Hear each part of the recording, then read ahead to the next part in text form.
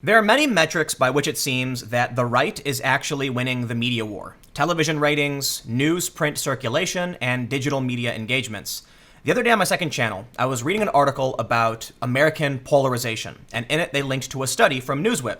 The study shows that on social media, the most actively engaged with page for the left is Occupy Democrats, a propaganda conspiracy website, whereas the right typically engages with Fox News, which, while it is partisan, is considered to be a credible source of information.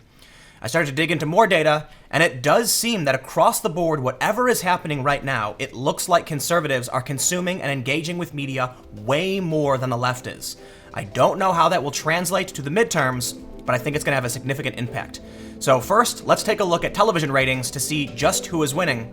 Spoiler alert, it's Fox News. But before we get started, please head over to patreon.com/Timcast to help support my work.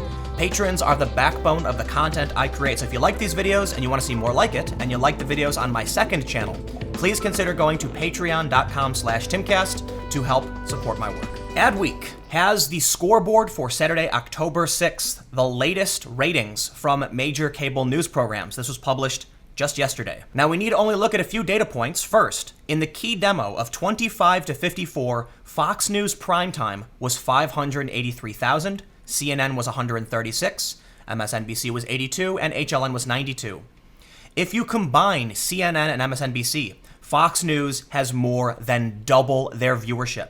You could even combine all three, and Fox News is still dominating. And it gets really interesting when you look at total viewership. Fox News primetime was 3.3 million. If you were to combine CNN, MSNBC, and HLN, Fox News is still around 3 times higher in total viewership. In past videos I've made, we saw how Fox News was about 100,000 viewers more than CNN and MSNBC combined. In total viewership, Fox News would have like 2.5 million. CNN plus MSNBC would equal about 2.3 to 2.4 million. Now, from this past weekend, in total viewership primetime, Fox News has more than 3 times their viewership. That was actually shocking to me. A lot of people like to make the claim that Fox News' viewers are old and they're all dying. But when we look at the key demographic, 25 to 54, we can see that's not true. CNN does like to brag that their viewership is on average younger by about 4 or 5 years than Fox News. But does that really matter when Fox News has more than 4 times the viewership in the key demo? They can sit there and brag all they want that their viewership is younger, but Fox News has 4 times the younger viewers, so does it really matter? But where things start to get pretty scary, in my opinion, is when we look at this report from Newswhip, partisan publishers and political content. Everything you need to know about the state of political news across social media. The top Facebook pages for political content: Fox News with 99 million engagements and Occupy Democrats with 95 million engagements. The important thing to realize is that Fox News, for conservatives, it's actually a news website. FoxNews.com is considered to be widely credible by many sources. Though there are people on the left who will accuse them of being partisan and biased, they are partisan and biased, but they are not fake news. Occupy Democrats, however, is considered to be absurdly fake news. And don't take my word for it. We can go to PolitiFact, where they say Occupy Democrats file. And the PolitiFact scoreboard shows that Occupy Democrats has no definitively true articles. One that they've reviewed is mostly true, but they're mostly half true, false, or even pants on fire. And if you don't trust PolitiFact, we can look at NewsGuard. NewsGuard gives ratings to various news organizations. They say, for OccupyDemocrats.com, proceed with caution. This website generally fails to maintain basic standards of accuracy and accountability. They repeatedly publish fake content. They do not gather information responsibly. They do not clarify errors. They do not handle the difference between news and opinion reasonably. They have deceptive headlines. They do disclose ownership. They do label advertising, but they don't reveal who's in charge, including possible conflicts of interest. They do provide information about content creators. If we look at the same thing for Fox News, we can see that they do get some criticism, but overwhelmingly, NewsGuard says, this website generally maintains basic standards of accuracy and accountability. This information was rather alarming to me. If you watch my second channel, you'd have seen me talk a little bit about this. For those that are watching now, I think it's kind of shocking that the most engaged with page by the left is a conspiracy propaganda site that is rated to be not credible.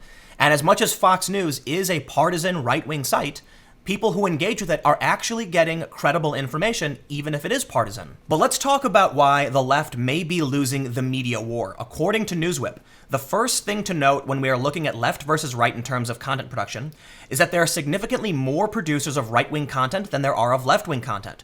Only 88 publishers are identified in our left-wing category compared to 357 publishers for the right. I want to point out here, it's possible Newswhip just did a bad job. However, Newswhip is trying to sell a technology that tracks trends across social media. They use machine learning and algorithms to track down partisan content, so this is likely not the result of an individual editor, but software that tracks posts and determine who was left and who was right. We can see that the right has substantially more digital outlets than the left. They say, this categorization is based on third-party definitions of political affiliation, with the sites then tagged as such in our database. And we can see here, top right-wing publishers. The number one right-wing publisher is Daily Wire, with 132 million engagements.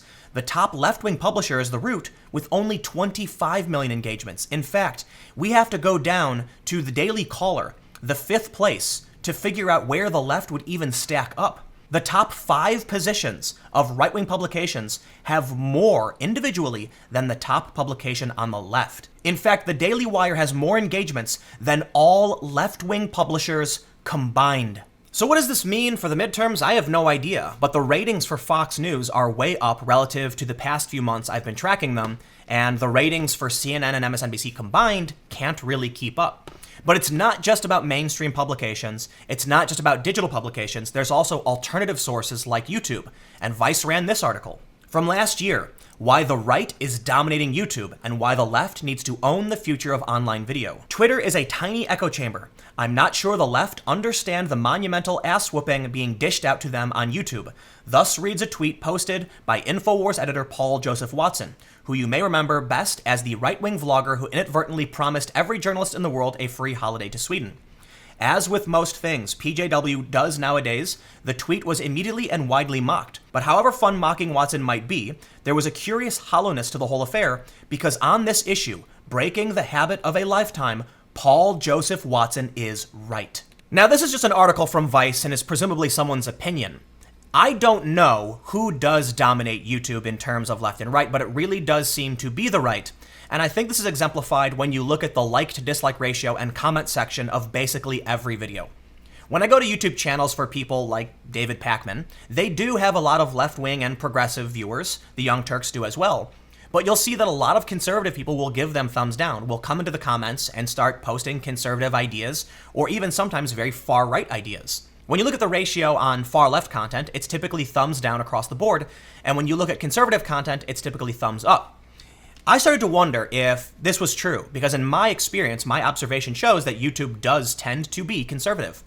I asked someone who works for Google, and they told me that yes, in their experience working with news on YouTube, independent creators tend to be either politically independent or conservative. There are very few prominent progressive channels. They exist, don't get me wrong, but for the most part, the audiences and the creators tend to be conservative. Maybe the reason we see so many conservatives being censored or banned is because there's substantially more of them who engage significantly more.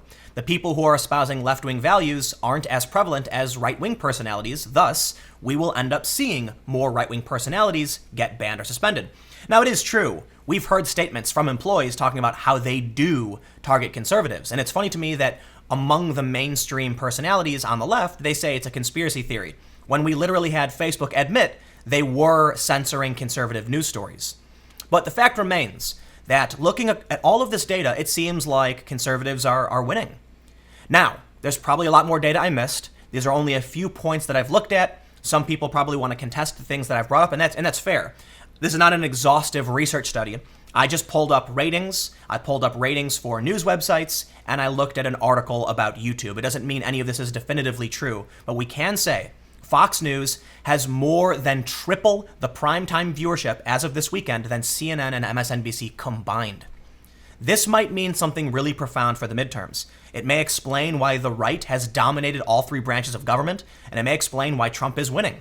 Because whatever the left is doing, it isn't working. I tweeted something out earlier about how I feel about all of this. And I found that, in my experience, the left has no problem excising you. I consider myself to hold left-wing values. That doesn't mean I'm part of any tribal group. A lot of people say don't support them. I don't. I support my personal values. But what I've found is when you talk to people on the left, no one cares. You are still not left-wing. If you talk to people on the right, people will accuse you of being right-wing. That means politics can only flow in one direction. And as people on the left yell at me for calling out things like this, for saying, hey, listen, conservatives consume more news than you do. Conservatives are watching more news than you are.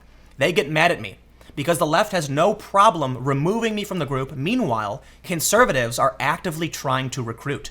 So to me, it feels like politics is flowing straight into the conservatives. I don't know what that's going to mean for the elections. A lot of people are still saying that the Democrats are going to take the House, and that may be true. But maybe this means something. When it comes to out fundraising a political opponent, those funds are used to hire people and to do press, to buy commercials. But if conservatives watch significantly more news, that means those ideas are more likely to be shared. And when it comes to engagements on social media, the Daily Wire has more engagements than every top left-wing source combined. But let me know what you think in the comments below. We'll keep the conversation going. How do you feel about all this? Do you think it's true? I mean, I have a lot of data here to back it up, but look, this report from Newswhip, they have numbers. It doesn't mean anything they're saying is true. They're trying to market a product. I don't think they're going to lie to newsrooms. This report I'm reading is intended to show how valuable their analytics service is. So I lean towards trusting it, but always take these things with a grain of salt. As for the TV ratings from Adweek, those tend to be credible. So it really does seem like conservatives are dominating. But again, comment below. We'll keep the conversation going. You can follow me on Twitter at Timcast. Stay tuned. New videos every day at 4 p.m. and more videos on my second channel, youtube.com/TimcastNews, coming up at 6 p.m. Thanks for hanging out, and I'll see you all next time.